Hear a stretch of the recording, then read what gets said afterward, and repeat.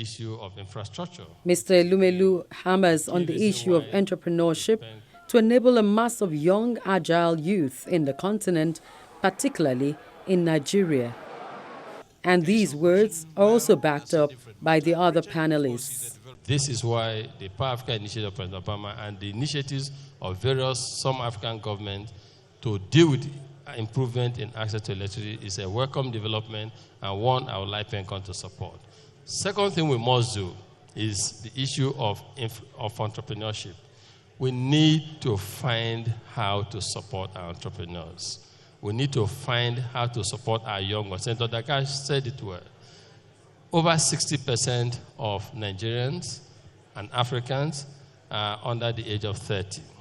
So with this demographic boom can become demographic doom if we don't do something about it. So we need to deliberately support our young entrepreneurs. If we support them, they succeed, Africa succeeds. If we support them, they succeed, they help us to deal with the issue of poverty. If we help them to succeed, they help us deal with the issue of security, because a man who is well engaged, who has economic hope, will not indulge in some of this extremism that we see around us today.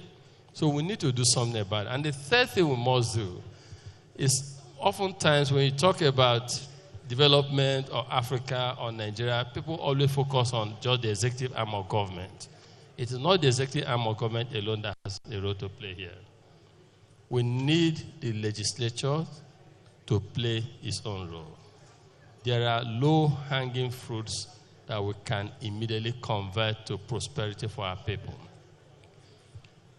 The commodity price crash alone is not enough to make a country or a continent suffer. If you look at our country, for instance, telecommunications contribute close to 12% of our GDP.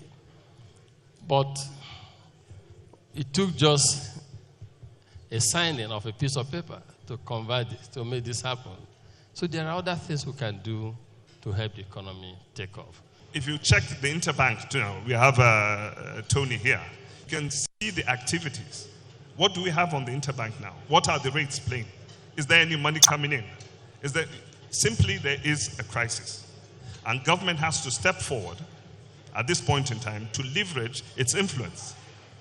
It's not only the central bank that can create money, banks can also create money, but they have to interact, support, synergize, and ensure that money comes in, the fungibility of funds and what have you, so that the system itself can have a life of its own.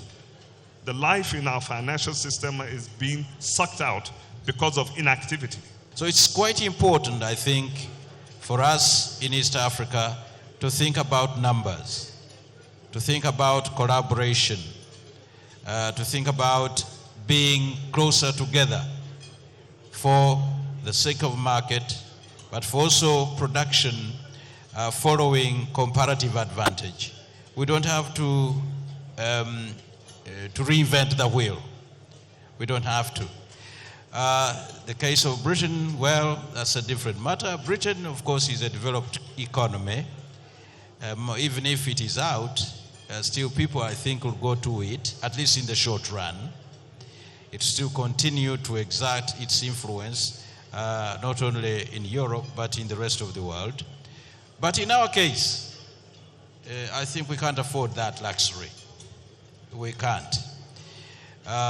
We don't have too many resources, but within a region there are many resources which would actually form linkages and help us to move much faster.